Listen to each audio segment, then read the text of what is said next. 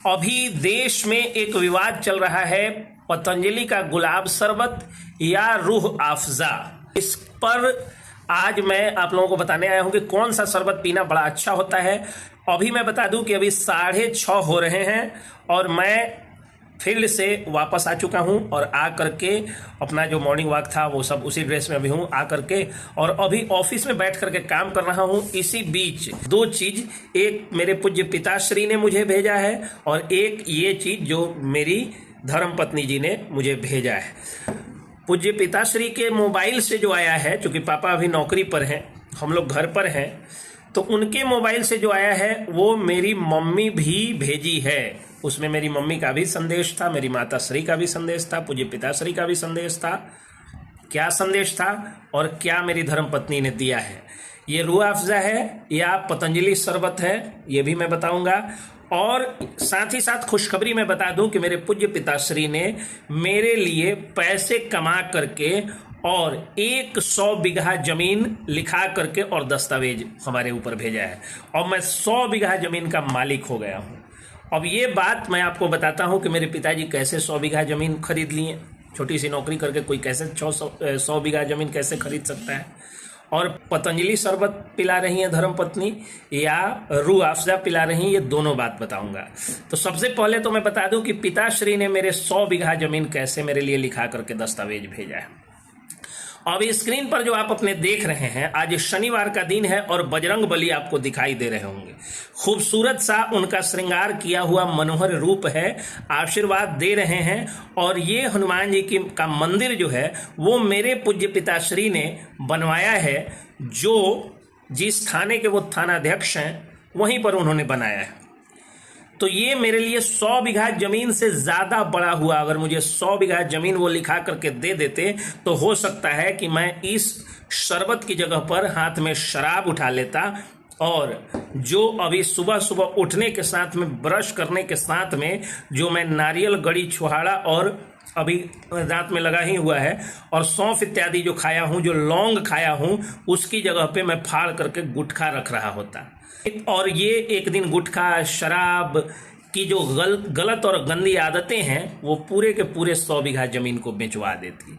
और उस 100 बीघा जमीन से जितना मुझे रेवेन्यू आता, मतलब जितना बटाईदार या मैं कमा करके कमाता, उससे ज्यादा सुख, पैसा धन मत समझिएगा, उससे ज्यादा सुख मैं वकील बनके और गरीबों और मध्यम वर्गीयों की सेवा करके कमाता हूं।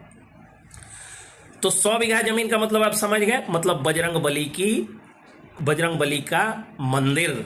और मेरे पिताश्री ने, जब मैंने कहा था कि पापा मुझे पत्रकारिता की पढ़ाई पढ़नी है और मुझे जो है वो बड़े चैनल में 1 लाख रुपए के महीने की नौकरी करनी है, तो मेरे पिताश्री ने कहा था कि पैसा मंदिर में लगाऊं या तुम्हारे करियर में लगाऊं। तो मैंने कहा कि मंदिर में लगा दीजिए, मंदिर वाले जो हनुमान जी हैं वो मेरा करियर बना देंगे।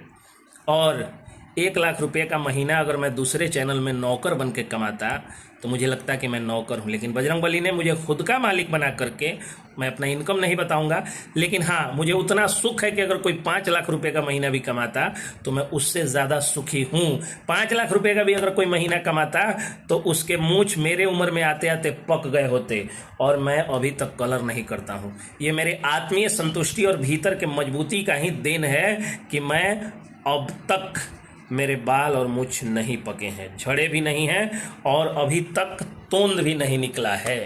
तो ये सुख जो बजरंग बली ने दिया है वो सुख शायद अगर 5 लाख रुपए का महीना भी मैं कमाता तो नहीं हो सकता है। मैं 5 लाख से ज़्यादा कमाता हूँ या कम कमाता हूँ ये मैं नहीं बताऊँगा। हो सकता है मैं 5,000 का महीना कमाता हूँ, ये भी नहीं बताऊँगा। लेकिन ये जरूर है कि अगर 5 लाख का महीना और 500 बीघा जमीन अगर मेरे पास होता तो भी शायद मैं इतना सुखी नहीं होता जितना बजरंग बली ने मुझे बनाया है। और आपको क्या लगता है, मैं पैसे के कारण इस जूस को पीता हूँ? ये जूस जो 6:30, अब बात करते करते जो है वो 6:40 हो गया, 6:37 हो गया। तो ये जूस जो है, ये जूस, ये ना पतंजलि का गुलाब शरबत है, ना ही ये रूह अफ़ज़ा है हकीम साहब का, बल्कि इसमें मिला हुआ है अनार दाना। इसमें मिला, और दाना को मैं हटाता नहीं हूँ, दाना सहित पिसवा देता हूँ। इसमें चुकंदर मिला हुआ है, इसमें आंवला मिला हुआ है, इसमें अदरक की एक छोटी सी जो है वो छोट कच्चा मिलल बा, टीनी पीसेस ऑफ जिंगर।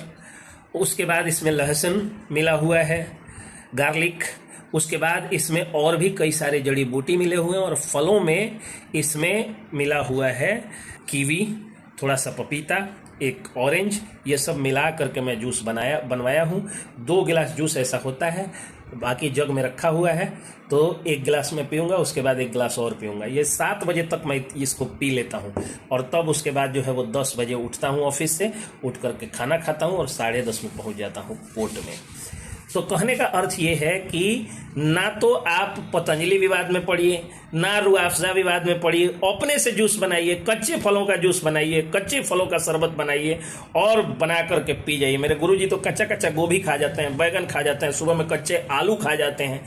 कच्चा खाइएगा तो जो है वो जवान हमेशा रहिएगा, मुर्दा खाइएगा, मरा हुआ खाइएगा तो थोड़ा सा एजिंग पर असर पड़ता है। हालांकि फूड हैबिट हम लोगों की है, मैं उसकी आलोचना नहीं करता हूँ, उसको भी खाना चाहिए, लेकिन सुबह की शुरुआत कच्चे भोजन से, जिंदा भोजन से करनी चाहिए। सलाद खाइए, फल फ्रूट्स खाइए, कच्चे फलों को खाइए, कच्चा चना खाइए, मूंग खाइए, थोड़ा सा जो है वो कीवी खा लीजिए, थोड़ा फल फ्रूट्स खा लीजिए, कुछ नहीं होता है। अमरूद खाइए, पपीता खाइए। 2 अगर पेड़ आप पपीते का लगा देते हैं तो मुझे लगता है कि उतना से आपका नाश्ता हो जाएगा। 1 अमरूद का पेड़ लगा दीजिए, 1 पपीते का पेड़ लगा दीजिए, उतना से आपका नाश्ता हो जाएगा। तो हमेशा एनर्जेटिक फील करिएगा और हमेशा जवान दिखिएगा। आपका कोलेजन जो है वो कभी डाउन नहीं होगा, चेहरे पे झुर्रियाँ नहीं आएंगी, चेहरे पे लाइट बरकरार रहेगा। ये करने के लिए 2 चीज़ें ज़रूरी हैं। पहले तो अपने बच्चों को आप शिक्षा दीजिए कि वो एक्सरसाइज रोज करें, थोड़ा बहुत भी टहल कम से कम जरूर ले। दूसरा, खान पान सही करे और नशाखोरी से दूर रहे।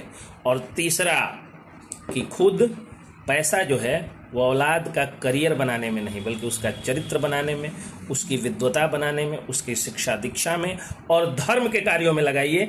बजरंगबली आपके बच्चों का करियर जरूर बना देंगे। वो अंबानी अडानी नहीं बनेगा, वो पढ़ करके कलेक्टर जज नहीं बनेगा, लेकिन जहाँ भी रहेगा, जिस फील्ड में रहेगा, आपके नाम का झंडा ऊंचा करता रहेगा।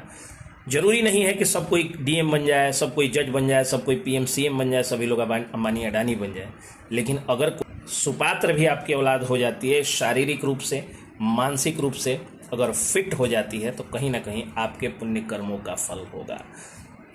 और ये मैं 100% बता देता हूँ कि ये सारा जो भी मेरी उपलब्धि है वो मेरे पूज्य पिताश्री के पुण्य कर्मों का है, वरना मेरे जैसे पापी से इतना अच्छा कम से कम जो है वो रिजल्ट तो नहीं आ सकता था।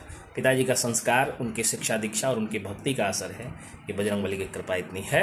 100 बीघा जमीन का मेरे मतलब था मंदिर हनुमान जी का, और ऐसा 100 बीघा जमीन एक जगह नहीं है, कई जगह मेरे पूज्य पिताश्री ने वैसा मंदिर बनवाया है। ये बात मेरे पिताश्री कभी किसी मंदिर पर नाम भी नहीं लिखवाते हैं, लेकिन मुझे उन पर गर्व है और मैं उनका भक्त हूँ, इसलिए मैं कह रहा हूँ।